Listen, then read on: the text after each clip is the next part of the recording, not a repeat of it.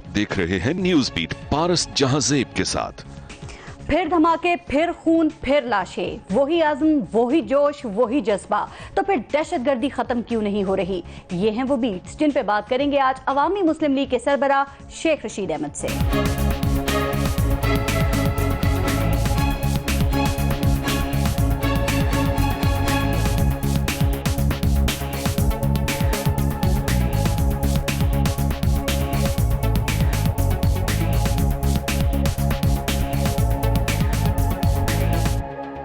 लाहौर, पेशावर, क्वेटा, कराची से 7 तक हर जगह दहशतगर्द अपनी मौजूदगी के अनमिट नकूश छोड़ रहे हैं।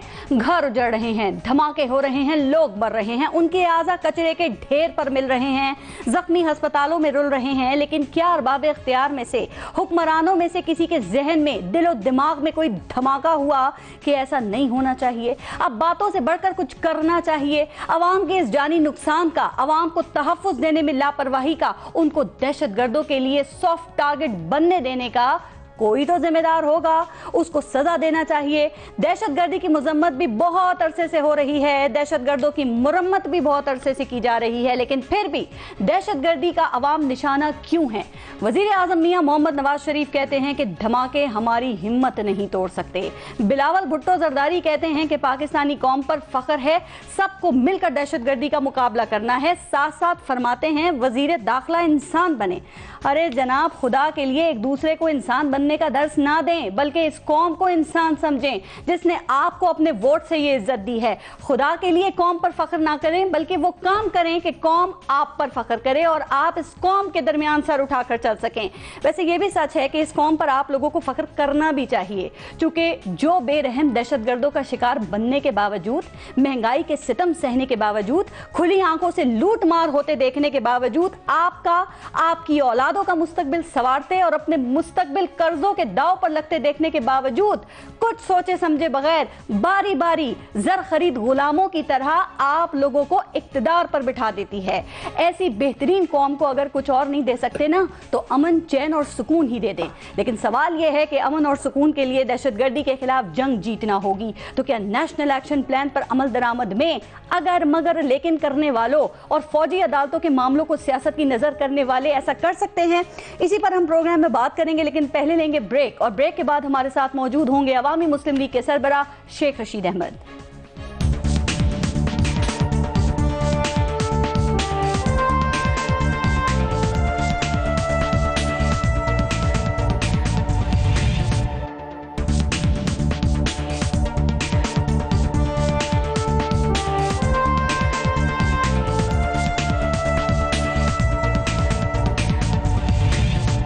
शेख साहब अस्सलाम वालेकुम और बहुत शुक्रिया आपका। शेख साहब, बात मुझे आपसे ये जो हालिया दहशतगर्दी की लहर है इस पे करनी है, लेकिन इससे पहले मैं आपसे बात करना चाह रही हूँ जो 7 में हमने देखा ना, इंसानी आज़ा कचरे के ढेर पर। शेख साहब, क्या कभी आप तसव्वुर कर सकते हैं कि कोई हुकूमत, कोई इंतजामिया ऐसी लापरवाही कर सकती है? क्या इस लापरवाही की कोई जस्टिफिकेशन है सर? जब गधे हुक्मरान होंगे, जब नाहल, नकम्मे, निकट्ठू, करप्ट, डिसऑनेस्ट, स्लगिश, एक्स्ट्रावेडेंट, बेईमान, कमीशन खोर, वडेरे, नॉनसेंस, स्टूपिड, तो फिर इंसान की लाशें, फिर इस पे तकरार ना करे ये कौम। You ask for it, you ask for it and you are getting it. You ask for it. क्या किसी यूरोप में कोई मेंढक मर सकता है गाड़ी के नीचे आके? ठीक, कोई एक बंदा मुझे बताए काफर काफर कहने वालों में कि एक बिल्ली को कोई गाड़ी ठोकर मार के गुजर सकती है? एक कुत्ते को कोई गाड़ी ठोकर मार के गुजर सकती है? No way at all. 3.8 billion pound sterling British ने किए हैं खर्च इस बजट में, पिछले में, कि एक बाग में से दूसरे बाग में मेंढक जाते हुए गाड़ी के नीचे आके मर जाता था। उन्होंने सड़कों के अंदर शीशों की नालियां बिछा के ताकि बच्चे उसमें दें। ये मेंढक की बात कर रहा हूं। और एक बाग से दूसरे बाग में जाते हुए मरे नहीं। ये मौसम खजा के पत्ते जो गधों को मुंतखब करते हैं, ये गली सड़ी सब्जियां जो इन जैसे बेईमान लोगों को मुंतखब करती हैं, जो बाहर रहते हैं, बाहर से घूमतें करते हैं, बाहर से पार्टियां चलाते हैं, बाहर से हराम का पैसा हमारा लूटते हैं, हम ही पे खर्च करते हैं। यही हमारी औकात है।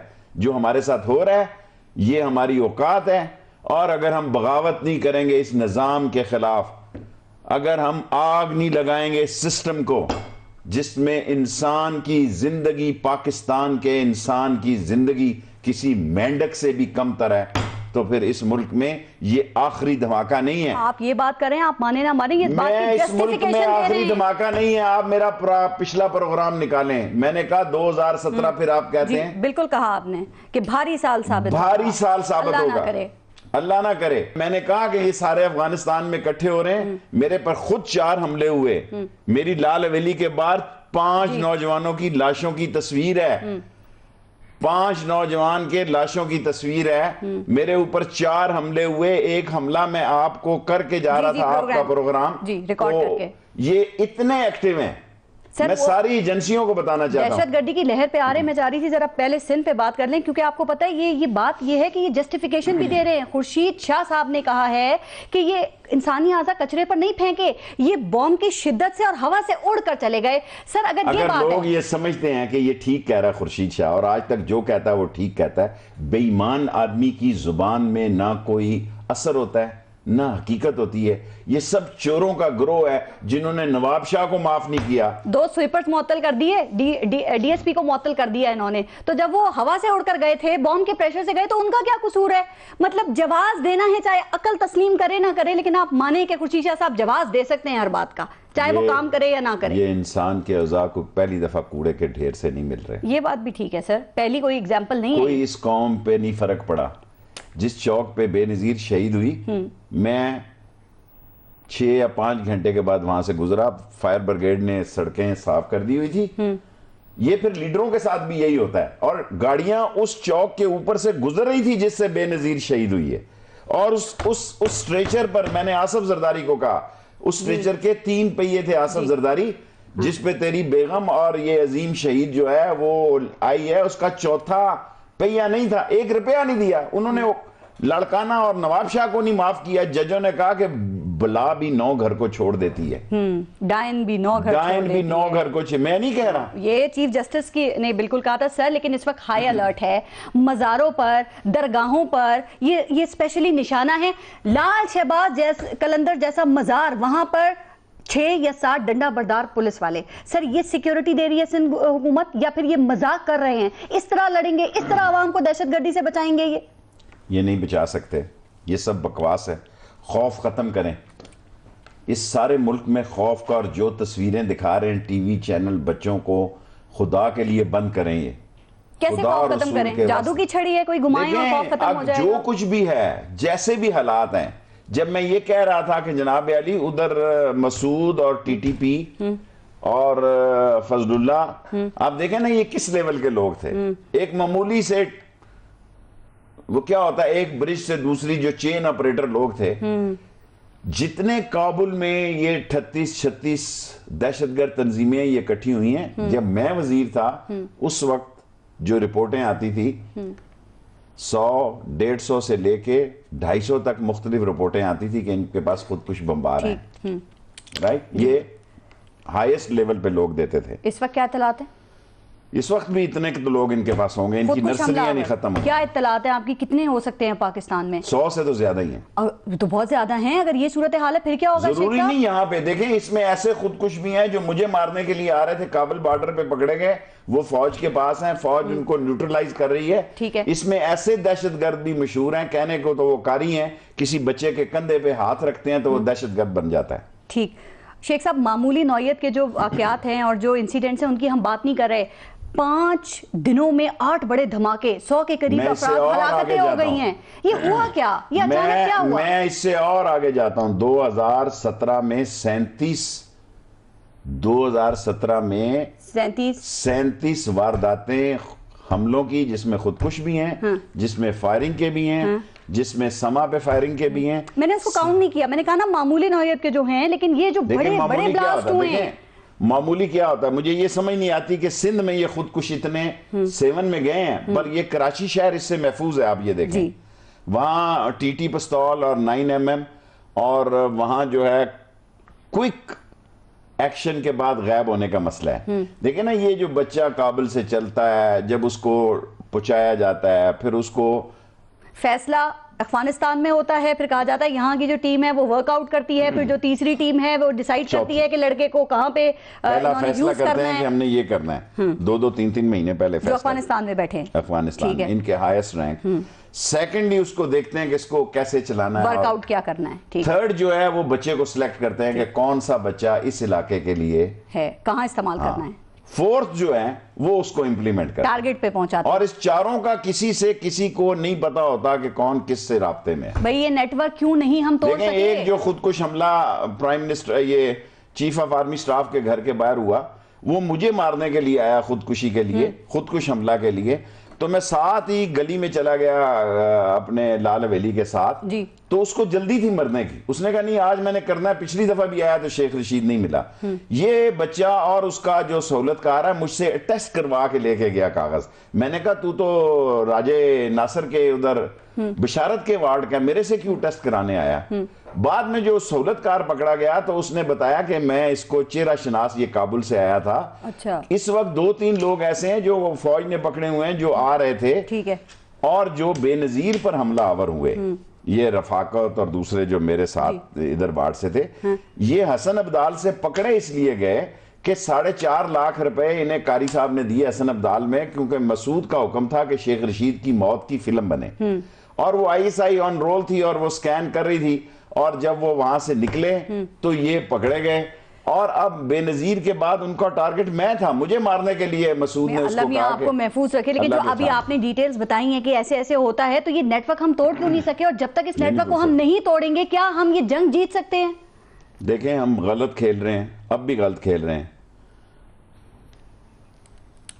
सिख कुछ नहीं बिगाड़ सके उनका, ब्रिटिश कुछ नहीं बिगाड़ सके उनका, रशियन कुछ नहीं बिगाड़ सके उनका, फिर अमेरिकन आए वो कुछ नहीं बिगाड़ सके। इस वक्त भी 44 मुल्कों की फौजें उनका कुछ नहीं बिगाड़ सके अफगानिस्तान में। मतलब ये सोच के हम उन पे दबाव डालना भी छोड़ दें। No no no no no way. देखें, ये केस कोई 1 दिन या 2 दिन का केस नहीं है, ये 5-10 साल, कम से कम 10 साल की लड़ाई होगी मजीद आगे। ये आज खत्म होने वाली लड़ाई नहीं है, ये लोगों को बड़ी मिसअंडरस्टैंडिंग है। देखें, जब सोचों की लड़ाई शुरू हो जाती है, और ये को अफगानी हमारे साथ लोग कहते हैं जी पड़ोसी हम हमसाया तो नहीं बदल सकते, क्या 1948 में ये हमारे साथ थे जी? नहीं थे। हमने जो अपने मामलात को वियन, अमेरिकन, रशियन जब वहां आए और ये सारी क्लाशनकोफ को हमने इस मुल्क में मुतारफ कराया, ठीक, आज की सूरत हाल जो है वो इसलिए भी ज्यादा खौफनाक है कि मेरी इत्तला के मुताबिक दाइश जो है बदखशां तक आके बैठ गई है। ठीक। और सीरिया से भी दोनों ग्रुप वापस आ रहे हैं, दोनों, और दोनों ग्रुप, मैं एक ग्रुप की बात नहीं करता, दोनों की बात कर रहे हैं आप। मैं दोनों ग्रुप्स की बात आपने हमसाए की भी बात की है, हमसाए को हम अलग नहीं कर सकते, लेकिन क्या उसको हम ठीक भी नहीं कर सकते? 76 दहशतगर्दों की पाकिस्तान ने अफगानिस्तान को लिस्ट दी है, हरी झंडी दिखा दी उन्होंने, कोई बात वो मानने के लिए तैयार नहीं है। मुझे तरीका बताएं, रास्ता बताएं, क्या करें कि वो कार्रवाई करें या मुजरिमों को अफगानिस्तान के पीछे इंडिया खड़ा है, ये वॉर हो जाएगी 2017 एक महदूद जंग का साल भी हो सकता है। और इंडिया के पीछे और CPEC जो है ये इंटरनेशनल हमारे लिए तो सड़कें ही दिखा रहे हैं ना। यहां तो हमारा पंजाबी बेचारा खोखा ही लगाएगा ना चाय का, या एक ट्रक ड्राइवरों का होटल खोल लेगा, वहां चाइनीज फूड होगा नहीं होगा। सर मुझे बताएं, आपने कहा अफगानिस्तान के पीछे इंडिया खड़ा है, इंडिया के पीछे कोई और भी खड़ा है, तो क्या ये चीज सोचकर हम कि ये मुमालिक इसकी पुष्पनाई कर रहे हैं, हम खामोश होकर बैठ जाएं, हम दुश्मनों को आराम से बैठा रहने दें? हम क्या करें? हमारी कौम को सबसे पहले एक होना है, इस खतरे से, अलार्मिंग खतरे से ना फौज अकेली लड़ सकती है, ना नवाज शरीफ अकेला लड़ सकता है, और ना ही ये ग्रोह जिन्हें पड़ोसी मुल्क चंदा देते हैं। सबसे पहले इस मुल्क में उन मुल्कों का रास्ता रोकना चाहिए। आज कर्नल कजाफी नहीं है, सॉरी कजाफी की भी बात कर रहा हूं, आज सद्दाम हुसैन नहीं है जो इनको मॉल देता था। कर्नल कजाफी के पास कई दफा मैं गया जब नवाज शरीफ ने कहा यार ये मसले ये नहीं है, ये नहीं है। सद्दाम के पास आज वो फंडिंग करने वाले दोनों बंदे नहीं है, लेकिन इनके फंड नहीं कम हुए। मेरे पास भी वही गाड़ी है जो दहशतगर्दों के लीडर के पास गाड़ी है। सर जरा एक बात को वाजे करें, क्लियर करें, क्या हम ये बात मान लें कि दहशतगर्दों की कमर टूटी ही नहीं थी, या फिर ये टूटी कमर वाले दहशतगर्द, इनमें इतनी सलाहियत है कि ये दहशतगर्दी कर सकते हैं, ये खौफ फैला सकते हैं? देखें, जब क्या माने? जनूबी वजीरिस्तान से क्यानी ने किया तो ये सारे लोग जी। बगैर गोली चलाए ये शमाली में शिमाली आए। में बिल्कुल शमाली में हमारी फौज मौजूद थी, लेकिन क्यानी में जुर्रत नहीं थी ऑपरेशन गोली नहीं करने की। चलाई एक। क्यानी में जुर्रत ही नहीं थी। वो इंटेलेक्चुअल किस्म का जर्नैल था कि जी सारा मीडिया कहता था 20 सफ़े पढ़ के ये सोता है रात को। ठीक। देखें ना, जो अनपढ़ और सेकंड उर्दू मीडियम के जर्नैल थे, टिक्का खान हो गया, घेबा खान हो गया, ये सारे लड़ाका जर्नैल थे। क्यानी जो है वो उसको अपनी एक्सटेंशन में भी दिलचस्पी थी। ठीक है जी। और ली भी फौज वहां मौजूद थी। मुशर्रफ उसको कहता भी था कि आप ऑपरेशन में जाएं यहां, लेकिन वो ले तो लाल से काम करता रहा। प्योर सोल्जर था राहील शरीफ, वो वहां गया। उस पे अभी डिस्कशन है, क्योंकि उस वक्त फौजी ये बातें करते थे कि अगर इस हब को हमने ठीक ना किया, शिमाली वजीरिस्तान दहशतगर्दों का असल हब है। ठीक है। उस हब को जब हमने क्लियर किया तो अगले मामलात जो थे, अगले हम अपने बॉर्डर की सिक्योरिटी को, अपने मामलात को वो महफूज नहीं कर सके। इसलिए मैं आपके प्रोग्राम में मुतालबा करता हूं कि पाकिस्तान में 3 महीने के लिए हर FA पास और BA पास लड़के के लिए लाजमी फौजी तरबियत कर दी जाए, इसराइल की तरह और दूसरे मुल्कों की तरह। ठीक है सर। 2017 पाकिस्तान के लिए मसाइल का साल है। सर, एक बात, इसमें अभी जिंदा कौम की जरूरत है, मुर्दा और बुज़दिल लीडरों की और करप्ट लीडरों की भी जरूरत आपने नहीं। भी राहील शरीफ साहब का जिक्र किया। देखें, अभी कुछ अरसे पहले तक तो लग रहा था कि तमाम सूरत हाल अंडर कंट्रोल है। ये कंट्रोल से बाहर कैसे हुई? राहील शरीफ बाहर साहब ही लग रहा थी। था देखें, ये कि बाहर हम ये जंग जीत गए हैं। वो राहील शरीफ साहब, देखें, वो कोई बेवकूफ लोग नहीं है, उनके पास भी दुनिया के मास्टरमाइंड हैं। जब आप ये बात करते हैं, जो मुझ पर हमले हुए, मैंने उनको स्टडी किया, वो 23-23, 24-24 दिन रैकी करते हैं। जी बिल्कुल। एक मेरी पिंडी में, मैं कहना नहीं चाहता, जो शहीद हो गए, उन पे लिए उसने 22 दिन छली लगाई दहशतगर्दों ने उनकी गली में, उसकी एक्यूरेसी हासिल करने के लिए। और जो मुशर्रफ पे हमला हुआ, 3 तरफ से लोगों ने 3 गाड़ियां अपने नामों से ली। देखें, मौत, मैं पिंडी वालों, पिंडी में हम अफसोस लेते हैं एक दूसरे के साथ। एक यहाँ इमाम बारगाह पे सैटेलाइट टाउन में जिन्होंने किया, मैं उस लड़के के वालिदैन के घर गया, उसने कहा जी हम आपकी ताज़ियत नहीं लेते। मैंने कहा ये मेरी जिंदगी में पहला वाक़या है, मैं पिंडी का फर्जंद हूं, मैं पाकिस्तान का फर्जंद हूं, मैं आपके बेटे के अफसोस पे। उसने कहा जी हम खुश हैं। इसको मैं कैसे बदल सकता हूं? मैं नहीं बदल सकता, ना मैं आलिम दीन हूं, ठीक, ना मैं कोई तावीज़ या कोई ऐसे। और इस मुल्क में ना आप, और राना सनाउल्लाह पागल का बच्चा कहता है कि जी ये मज़ार और ये चीज़ें जो हैं ये बंद होनी चाहिए। और ये देखें, दवाई सस्ती नहीं है, दवाई नायाब है, जाली है, महंगी है। इसलिए गरीब आदमी पीर के पास तवीज़ लेने जाता है 5 रुपए का। अगर तवीज़ की ताकत कम करनी है तो दवाई को सस्ता और असली बनाओ, वो ठीक हो ना हो। सांप भी काटता, कई दफा मैं देखता हूं गांव में लोग सांप काटे वाले आदमी को चारपाई पे डाल के ले जा रहे हैं। वो मैं कहा किधर लेके जा रहे हो? दरगाह पे जा रहे हैं जी। वो मैंने कहा पहले इसको टीका वीका लगाओ, कहता पीर साहब दम करेंगे। सर एक बात आपने जो माइंडसेट की है, देखिए वो माइंडसेट तब्दील किए बगैर भी फिर काम कोई मुमकिन तो नहीं है ना। उसके लिए फिर आपको काउंटर नैरेटिव की भी जरूरत है। वो भी तो नेशनल एक्शन प्लान में एक बड़ा अहम पॉइंट था काउंटर नैरेटिव का। वो भी क्या वो बन गया? वो भी तो इन्होंने बनाना था, या बना के कहीं रख लिया है इन्होंने? क्योंकि माइंडसेट को तो तब्दील करना ये तो बहुत अहम है, कौन करेगा? नेशनल एक्शन प्रोग्राम पे काम नहीं हो सका। शहबाज शरीफ और ये राना सनाउल्लाह टाइप के लोग किसी कीमत पे रेंजर्स को जनूबी पंजाब की तरफ नहीं जाने देंगे। इन्होंने इज्जत का मसला बनाया है। एक मैं आपको यहाँ पे रोक रही हूँ, आज पंजाब में एक बड़ा फैसला हो गया है, और वो फैसला हुआ है कि अब पंजाब में ऑपरेशन होगा। क्या आपके सर आज ही फैसला ये हुआ है रेंजर्स करेगी, रेंजर्स को ये इख्तियारात दिए जाएंगे, तो क्या आपके ख्याल में से फर्क पड़ सकता है? नहीं देगा शहबाज शरीफ जब तक रेंजर्स खुद बढ़ के, कमेटी में फैसला हो गया जो है। मर्जी फैसला कर ले उसमें वो रोड़े अटकाएगा। सबसे पहले रेंजर को, राना सनाउल्लाह को गिरफ्तार करना चाहिए, हथकड़ी लगा के गधे पे बिठा के उसको मुल्क के अंदर बैठा चाहिए। He is the man behind the gun, he is the face behind the case. इस मुल्क में सबसे पहले राना सनाउल्लाह का मुंह काला करके गधे पे बिठा के उसको फैसलाबाद की गलियों से लाहौर माल रोड पे लाया जाए। यही लोग हैं, कुछ काम नहीं करने देते। यही रुकावट है नेशनल एक्शन प्लान के। मैं आपको कह रहा हूं ये नहीं जाने देगा रेंजर्स को। बिल आखिर रेंजर्स को उस जगह ले जाएंगे। क्या कर लिया जी डॉन लीग्स का फौज ने? क्या कर लिया? क्या कर लिया बाजवा साहब ने फॉर्मेशन कमांडरों की 10 दिन में रिपोर्ट आनी थी। वो 10-10 दिन करके पता नहीं कितने दिन गुजर गए हैं। फॉर्मेशन कमांडरों की पहली मीटिंग में सवाल हुआ था, कमांडरों ने पहला सवाल यह किया, what about the Don leagues? Sir तो करते रहे। और फिर पनामा लीक्स, और इनकी लीक्स पे लीक्स होंगी और एक दिन फिर बड़ी लीक हो जाएगी। एक बात बताएं, अगर बाजवा साहब से दोबारा ये सवाल हो गया, वो क्या जवाब देंगे इसका? बाजवा साहब से 3 दफा जवाब हो चुका है, सवाल हो चुका है। को पहली दफा फॉर्मेशन कमांडरों की मीटिंग में नहीं हुआ, ये पहली दफा सवाल नहीं हुआ, लेकिन मुल्क के क्राइसिस ऐसे गंभीर हैं कि मुमकिन है वो किसी और दिन सर, के लिए आपको डॉन लीग में, अब चूंकि आपने बात ये की है, आपको इसमें दम लग रहा है या मियां साहब इससे भी निकल आए हैं? नहीं, एक फातिमी का और उसको पाजेबे शजामे पहनाई है, उसको माथे पे झूमर शूमर लटकाया कुर्बानी के लिए, मेहंदी शहंदी लगा दी है। हाँ जी सर, पहले ये कुर्बानी तो कबूल हो जाए या मजीद कुर्बानियां भी देनी पड़ेंगी? भाई ऐसे ही सदके के बकरे हैं छोटे मोटे, ये कुर्बानियां थोड़ी है। कुर्बानी तो बड़ा बकरा है, वो कब चढ़ता है उसका इंतजार है आपको। मुझे ठीक। तो इंतजार। अच्छा शेख साहब, अब कुछ हल्के, मैं पहले ही वाली बात कर रही हूँ सर। एक तो पहले आपने ये बात की कि पाकिस्तान का कोई इलाका ऐसा नहीं है जहां इनका हाइड आउट नहीं है। अगर ये बात दुरुस्त है तो ये तो फिर बड़ी खतरनाक सूरत हाल है शेख साहब। फिर सवाल ये है कि हम कैसे पहचानेंगे कि सहूलतकार कौन है और हमदर्द कौन है और इनको फाइनेंस कौन कर रहा है?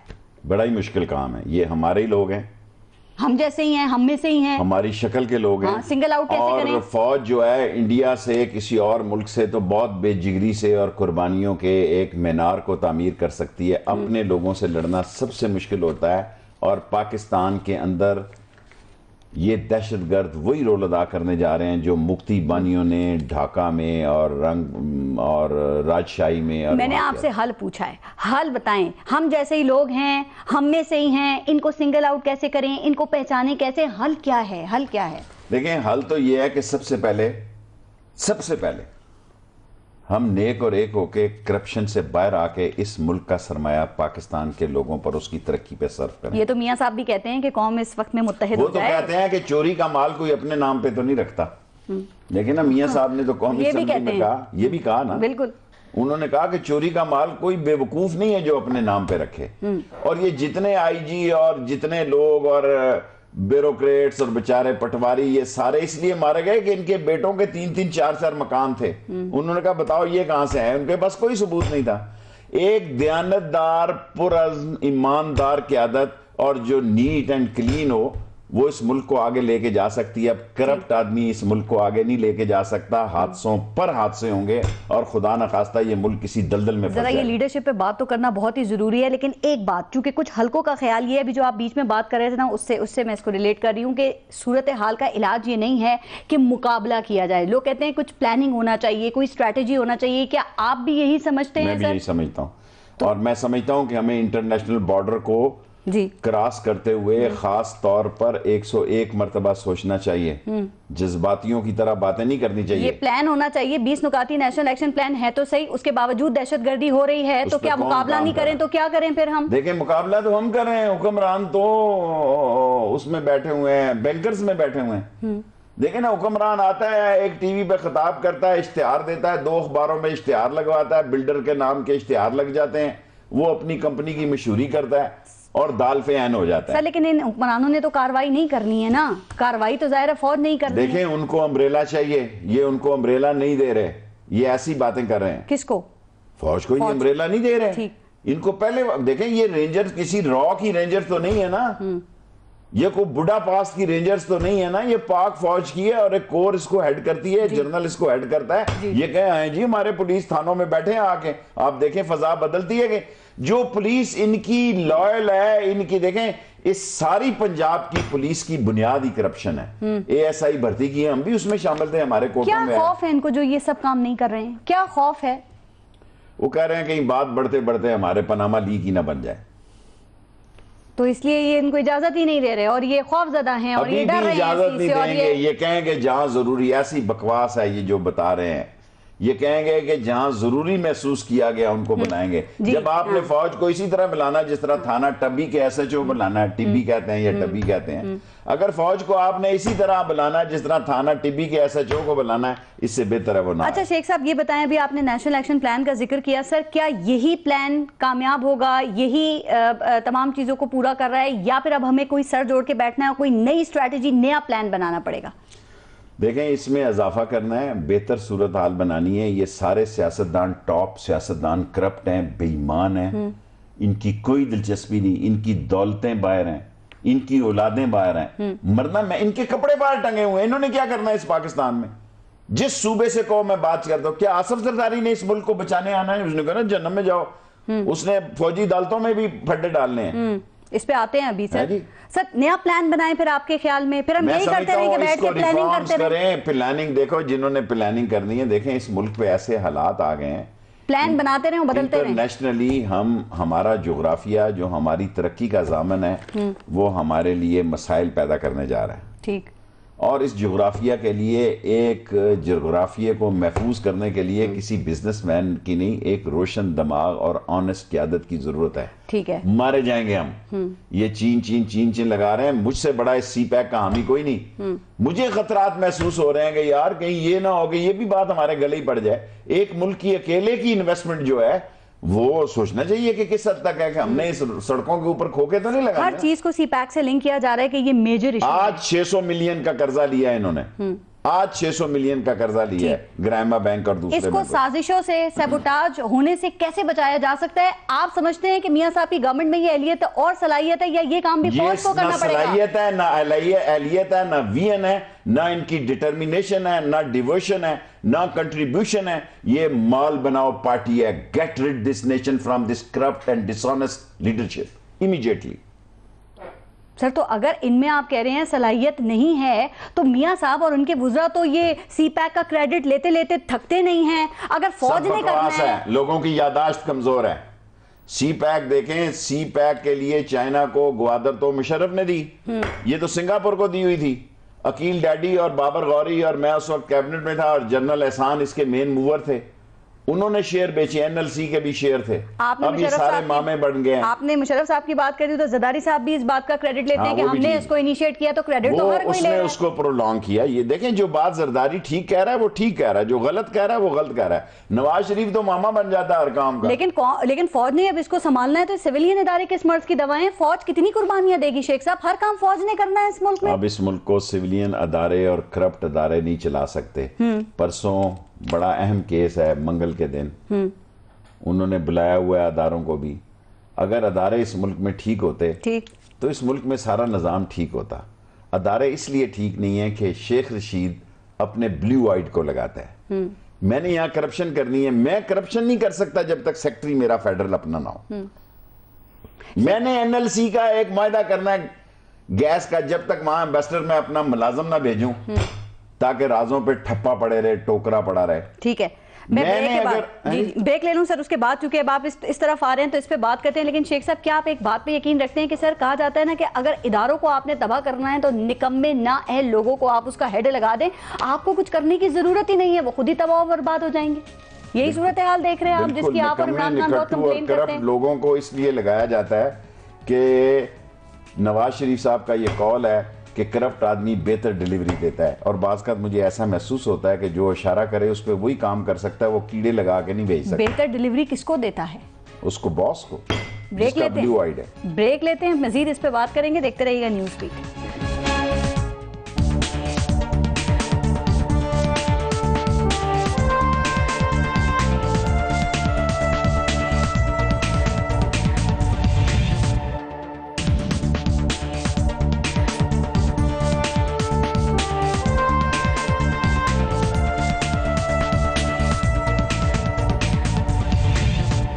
अच्छा शेख साहब, अभी प्रोग्राम के पहले से मैं आपने कहा कि 2017 और आप कह रहे हैं कि भारी साल होगा, बहुत पेचीदगियां हो सकती हैं। जरा वजाहत करेंगे कि ये पेचीदगियां क्या हो सकती हैं? इनका ताल्लुक अमनो अमान से होगा, आलमी वाक़यात से होगा, या पाकिस्तान में सियासी सूरत हाल से होगा? जरा आवाम को बताएं तो सही, ताकि वो इन मुश्किलात से निपटने के लिए तैयारी कैसे करें। सब चीजों से होगा। अहल क़यादत नहीं है, सारा आलम इस्लाम तबाह होता होता ये वक्त आ गया कि रोज़े रसूल पर भी धमाके हुए हैं, खाने काबे को भी आग लगा। कोई सोच सकते हैं? मैं उस केस में ट्रायल हो गया जब अमेरिकन एम्बेसी पे, यहाँ आपको याद होगा, खाने काबे पे चढ़ाई हो गई, मीनारों पे चढ़ गए, और मेरी बदनसीबी ये है कि केस किसी का भी हो तो मेरे मथे लग जाता है, और मेरी लात जख्मी थी, तो मैंने बेल पे जाके कहा कि मैं तो हॉस्पिटल दाखिल था। सारा आलम इस्लाम तबाही के पास, दुनिया में पाकिस्तान एक जिंदा कौम है, हम एटॉमिक फोर्स हैं, हम टैलेंटेड लोग हैं। अनफॉर्चुनेटली हमें क़यादत करप्ट मिली। और करप्ट आदमियों के इंतखाब में हम खुश होते तो हैं। क्या 2017 हुकूमत के लिए, इन हुक्मरानों के लिए, काबिज खानदानों के लिए खुद भी भारी होगा? पाकिस्तान के लिए बहुत बड़ा चैलेंज है। हुक्मरानों को दफा बुला मारो। इनकी क्या औकात है, इनकी क्या औकात है, इनकी क्या हैसियत है? क्या लंदन के फ्लैटों में जिंदगी गुजार लेंगे? क्या इस मुल्क में, बड़ी अजीब सी बात मेरे मुंह, इनको ख्याल ही नहीं है कि मौत का साया इनके सरों पे लटका हुआ है। अगर ये समझ रहे हैं कि ये बड़ी दौलत को बचा के ले जाएंगे, इस मुल्क की दौलत को जिसने लूटा है वो तबाह बर्बाद हुआ है। और ये जो कुछ कर रहे हैं, क्या दौलत मौत से बचा सकती है वैसे? नहीं नहीं नहीं बचा। इन्होंने कफन बनाया हुआ है, ये गुची की चेक बुक है, ग्रैंडले की चेक बुक है, इन्होंने जेबें लगाई होंगी कफन के ऊपर, इनकी जेबें होंगी, इनकी जेबें होंगी। ये ग्रैंडले बैंक है, ये बीबीसी है, बीसीसीआई है, क्या है, लेकिन उनमें चेक बुकें होंगी उनमें। नहीं, चेकबुक के अलावा ये क्या? समझते हैं फरिश्तों को भी खरीद लेंगे। चेकबुक के अलावा क्या कतरी खत भी होंगे? कतरी खत में तो माजरत के साथ अल्लाह ताला हर एक आदमी के हाल पर रहम करे। जब अल्लाह सुभान, ये अल्लाह ताला ने सो मोटिव लिया इनके खिलाफ। जिसने भी कतरी खत को दिया है ना, मैंने तो एक टीवी प्रोग्राम में कहा, अगर मैं नवाज शरीफ के साथ होता ना तो उसको 7 जूते मारता सुबह उठ के। देखें, पहला भी कतरी था जिसने नवाज शरीफ को हेलीकॉप्टर केस से बचाया, वो नासिर था जी, इसका भाई। वो यहीं कहीं होगा हेलीकॉप्टर भी। $8 का उसने कहा, मैंने $8 लाख का लेके दिया। पहला खत कतरी देखें, दूसरा देखें और तीसरा देखें। जिस मुल्क में, माजरत के साथ, ये मैंने सुप्रीम कोर्ट में कहा, किसी के साथ इल्जाम नहीं दे रहा, खुद सुप्रीम कोर्ट ने कहा घर में 2 बच्चे छोटे हैं, 3, एक की कोई जरिया आमदन नहीं है, तीसरी अमूरे खानदारा, बंदा एक ही है जो है मेन। और मैंने कहा ये कोई मिस्त्री मजीद के बच्चे तो नहीं है जनाब, ये वजीर आजम के बच्चे हैं। और खुद चीफ साहब ने कहा ये 4 फ्लैटों में 2 बच्चे पढ़ रहे थे। ठीक। तो बल्कि वो राजा साहब ने कहा जी वो तीसरे में शबाज अब्बास वो भी पढ़ रहा, हमजा भी था, उसको भी उसने अंदर धकेल दिया। अल्लाह की काम देखो। अगर आप तीनों वकीलों के दलाइल देखें, आप यकीन जाने, अल्लाह गवाह है, इखलाकी तौर पर, सियासी तौर पर, इस्लामी तौर पर और जमीर की आवाज के तहत ये हम केस जीत चुके हैं। आप कहते हैं आप इखलाकी तौर पे ये केस जीत चुके हैं, अदालती फैसला होना है। क्या पाकिस्तानी सियासत में कोई इखलाकी तौर पे केस जीता है सर? क्या ये जीत आपको इलेक्शन जितवा सकती है आप लोगों को? मैंने राजेव के खिलाफ मूव देखी है, बुफर गनों की। मैंने निक्सन को जाके स्टडी किया है। मैं सियासी वर्कर हूं, मैं अमेरिका आज मुझे जहाजों से उतार रहा है ना, अब भुगते सारे, इनको वीजे नहीं मिल रहे ना। मैंने तो मुझे तो एम्बेसडर ने फोन किया, मैं कहा जाओ अब आते हैं असेंबली में। मैंने कहा मैं माफी से कम अमेरिका से नहीं मांगूंगा, मेरा नाम शेख रशीद है। ये तो बेईमान है, इन्होंने माल छुपाए हुए हैं। मैंने कोई माल चोरी का कहीं नहीं रखा हुआ। ये इसलिए अमेरिकन से डरते हैं, वीजों के भूखे, जूते चाटने वाले अमेरिकन के। मैं आपको ये कहना चाहता हूं कि पाकिस्तान की सियासत में इखलाकी तौर पे हम वही खड़े हैं जहां बुफर गन्ने राजेव को ले डूबी थी, जहां निक्सन को इम्पीच, निक्सन मूव ले बैठी सर, थी। वहां की एग्जांपल्स यहां पे कहां फिट होती हैं सर? आप ये उनसे ज्यादा चालाक लोग हैं। ये देखते हैं कि कहां तक पहुंचा केस। 5 साल आप पीपल्स पार्टी की करप्शन के खिलाफ बोलते रहे, और आप नहीं और लोग भी बोलते रहे। वो आज सिंध के हुक्मरान हैं, पंजाब में शहबाज शरीफ साहब बैठे हैं। 3.5 साल से, सर सुने, 3.5 साल से आप लोग इस हुकूमत के खिलाफ बोल रहे हैं। हर इस दौरान होने वाला इलेक्शन ये जीते। कहां है अखलाकियात, कहां है आपकी बातें सर, कहां है अवेयरनेस? हमने प्राइम मिनिस्टर नहीं बनना, हम जमीर के कैदी हैं। अगर मुंह देख के कोई मक्खी खाए, अगर गधों को लोग मुंतखब करें तो फिर ये ना कहें कि हमें गधों का गोश्त मिल रहा है। आपकी बात अवाम तक फिर नहीं पहुंच रही है, अवाम की बात पहुंच रही है, मेरी बात पहुंच रही है, हर शाम को पहुंच रही है। मैं किसी एक खान के पीछे, इमरान खान को समझता हूं कि इसकी बेहतर पोजीशन हो। मैं इस मसले पे सोच रहा हूं कि मैं खुद कौम को कॉल दूं कि निकलो बाहर, इस मुल्क को बचाना। मैं अभी टाइमिंग मुझ पे छोड़ दें आप, मैं टाइमिंग को देख रहा हूं कि अगर इन चोरों, डाकुओं, लुटेरों, इंडियन के इन्फ्लुएंस एजेंटों से और गैर मुल्की मंशूर और उनके प्रोग्राम को इस मुल्क में नाफज करने वालों से छुड़ाने के लिए अगर एक जिद्दोजहद, चाहे इसमें खून जाए, जिद्दोजहद तो आप लोग बहुत अरसे से कर रहे हैं सर। आप कौम इतनी जल्दी तैयार नहीं होती। आप कहते हैं आप रोज शाम को बैठ के, कौम इतनी जल्दी, जाहिर है मेरे पास पैसे नहीं है कि मैं 9 करोड़ का जलसा कर सकूं। मेरे पास 10 करोड़ रुपया हो तो मैं इस मुल्क में अवामी मुस्लिम लीग को एक घर में उसका झंडा गाड़ दूं, शेख रशीद का। पैसा फेंक, तमाशा देख। ये कौम पैसे से चलती है, कहां से लाऊं 9 करोड़ रुपए एक जलसे का? इसलिए मैं रात को टीवी प्रोग्राम आप करता कहते हैं अभी आपने कहा कि ये कौम जो है पैसों से चलती है, तो अगर वोट अगर लिया जा सकता है एक आटे की बोरी पे, एक चावल की बोरी पे, घी के डब्बे पे, इन्हीं चीजों पे, तो क्या ख्याल है, क्या आप गारंटी है कि दफा जादूगरी इनकी नहीं चलेगी फिर? ये सर अवाम दिमाग से नहीं पेट से सोचती है, मशहूर बात है। हर आदमी अपना किरदार अदा करता है। मैं अपना किरदार अदा कर रहा हूं, कौम को कह रहा हूं मिस्त्री होशियारबाश, मिस्त्री होशियारबाश, ये चोर हैं, डाकू हैं, तुम अपने बच्चों का रिस्क और उनको कर्जे में डुबो के जा रहे हो। अगर मुंह देखे कोई मक्खी खा रहा है, मैं तो उसे कहूंगा कि ना खा। इतनी खुलकर आप बात करते हैं, रोज शाम को टेलीविजन पे शोज में आपकी बात कर रहे हैं, अवेयरनेस आप दे रहे हैं, फिर भी इलेक्शंस होते हैं, जीतते ये हैं, आप कह रहे हैं कि मैं कॉल दूंगा, लोग कम निकले से कम नहीं मुझे थे। वो नवाज शरीफ कहता है 1 सीट का बंदा, मैं नहीं आऊंगा, मैं नहीं आऊंगा, इंशाअल्लाह ताला 1 सीट का बंदा इनको लंबा डालेगा। सुप्रीम कोर्ट में भी 1 सीट ने डाला हुआ है, रात को टीवी पे भी डालता हूं, रात को 2 दफा डालता हूं, इलेक्शन में भी डालूंगा, वक्त आने दें। अल्लाह बहुत बड़ा है, हिम्मत नहीं हारनी चाहिए। हारता वो है जो हार मानता है। शेख रशीद मौत के मुंह से भी कामयाबी छीन लेने वाले का नाम है इंशाल्लाह। एक बात तो मानेंगे ना कि इन लोगों ने पैनामा केस को बड़ी खूबसूरती से, बड़ी कामयाबी से इसको इतना तवील कर दिया है कि ये जो अवाम है ना, ये बेजार हो गई है अब पैनामा से। सर ये बेजार हो चुकी है। दुआ करें ये आने वाले इलेक्शन तक चला जाए पनामा। अब वैसे इलेक्शन करीब है। नहीं, इलेक्शन है या सिलेक्शन है ये नहीं मुझे पता क्या है। अच्छा, यहाँ भी है? नहीं, मेरा मतलब है Nawaz Sharif is a totally fail prime minister. Election में अगर कौम इसको लाती है तो इस मुल्क के साथ वो कुछ करने जा रही है जिसका शायद तस्वर नहीं हो सकता। मैं ये बात कहना चाहता हूं कि पनामा लीक्स के असरात का शायद एंकर्स को अंदाजा नहीं। मैं डाउनटाउन में रहता हूं, बाबड़ा बाजार, तेली मल्ला, लाटू मल्ला।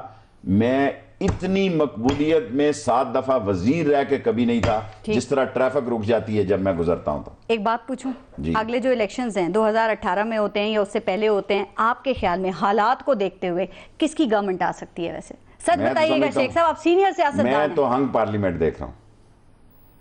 ठीक, लेकिन मियां साहब कहते हैं कि 2018 और उसके बाद भी उन्हीं की अगर कौमों के, अगर इस पाकिस्तान के लोगों की गुनाहों की सजा भी बख्शिश नहीं हुई तो नवाज शरीफ उसका तोहफा है इस कौम के लिए। सर वो कहते हैं हम काम करते हैं। अगर कौम के गुनाहों की सजा खत्म नहीं हुई तो शरीफ खानदान जो है वो उस सजा का एक मुहर्रक है खुदा की तरफ से, और इस्तग़फ़ार पढ़नी चाहिए कौम को और उसकी निजात के लिए दुआएं मांगनी चाहिए और अमली काम करना चाहिए। सर वो कहते हैं हम काम करते हैं, हम बातों में वक्त जाया नहीं करते हैं, हमारा काम में मुकाबला किया जाए वरना बर्दाश्त किया जाए। 800 करोड़ रुपए का फ्लैट ये काम ही किया ना, जो नंदीपुर दे दिया चीनियों को, ये काम ही किया कायदे आजम सोलर प्लांट, ये बादशाह और दाशों का काम ही किया है। 15 साल मुझे उसने चैलेंज किया आपके प्रोग्राम में आए, बुलाओ शायद खाकान अब्बासी वो उस दिन के बाद मेरे शो में ही नहीं आए। मैं आपको कहा ना कि शेख रशीद को बुलाओ, बिल्कुल बुलाओ, मैं साबित करूंगा खुदा को गवाह बना के 15 साल के लिए ने इन कौम को उन अंधेरों में धकेला है और उस प्राइस पे LNG लिया। कतरी इनकी खाला का बेटा लगता है जो खत लिख के दे दिया जी।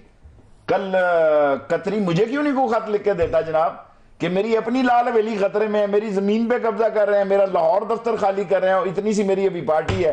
अगर मैंने बनाने का फैसला कर लिया इस पार्टी को तो ये दांतों में उंगलियां दे के नवाज शरीफ बैठेगा कि अवामी मुस्लिम लीग में इतनी ताकत है, उसको भी अंदाजा नहीं। आप क्यों नहीं बना रहे फिर? क्यों नहीं इनको अंदाजा होने दे रहे? किसी का रास्ता नहीं रोकना चाहता, किसी के रास्ते। सर आवाम की भलाई के लिए तो करें। कर रहा हूं, ये मैं आपकी आवाम की भलाई के लिए बैठा हूं आपके पास, मेरी जाती तो कोई मसला नहीं। आपकी वजह से वैसे किसका रास्ता रुकेगा? किसी का रुके या ना रुके, मैं अक्लमंदों से मुखातिब हूं, बेवकूफों का मैं लीडर नहीं हूं। एक आखिरी बात, अभी आपने फौजी अदालतों के हवाले से की थी सर, अब दोबारा इनके एक्सटेंशन की बात हो रही है, आपके ख्याल में शेख क्या? रशीद और अवामी मुस्लिम लीग उनके साथ है। नून लीग दिल से चाहती है कि अदालतें, फौजी अदालतें कायम बने या ना बने। मैं देखें, मेरे 2 बंदों से फोन पे कभी कभी राब्ते रहते हैं, एक चौधरी निसार से और इसहाक डार से। कोई मेरा उनसे सियासी तल्लक नहीं है। ठीक। आज भी डार का फोन आया, मैंने कहा डार साहब मैं समझता हूं फौजी अदालतें ये सारे जो मर्जी बकवास करें, उनके तफसात दूर करें। खबर है पिछली दफा भी इन्होंने ऐसा ही किया था, मुझे इन्होंने आउट किया, एक लफ्ज डाला इन्होंने। मैंने आज इसहाक डार को फोन के कहा कि अल्लाह तुम्हें अकल दे दे या मुझे अकल दे दे कि मैं शाम को रोज जो आपके खिलाफ बकबक करता हूं। सर खबर है, एक खबर ये है कि ये फौजी अदालतों के हवाले से भी कुछ पॉलिटिकल पार्टीज बार्गेनिंग कर रही हैं। हाँ, करती हैं। ये कौन कौन पॉलिटिकल पार्टीज हैं? ऑफ कोर्स मौलाना फजलुर रहमान, और वो कहेगा फाटा लेट कर दो, और पीपल्स पार्टी। पीपल्स पार्टी ने कहा ईंट से ईंट बजाना है, वो जाएंगे हमें माफ करो। आगे इन्होंने लेतरे रखे होते हैं सर, ये किस चीज पे बार्गेनिंग कर रहे हैं, ये क्या हासिल करना चाह रहे हैं, और अगर ये फौजी अदालतें ये बार्गेनिंग के बनकर काम कर हासिल करना सकेंगी? क्या है कि आसम की जमानत हो जाएगी, इल्हान अली का मसला तय हो जाएगा।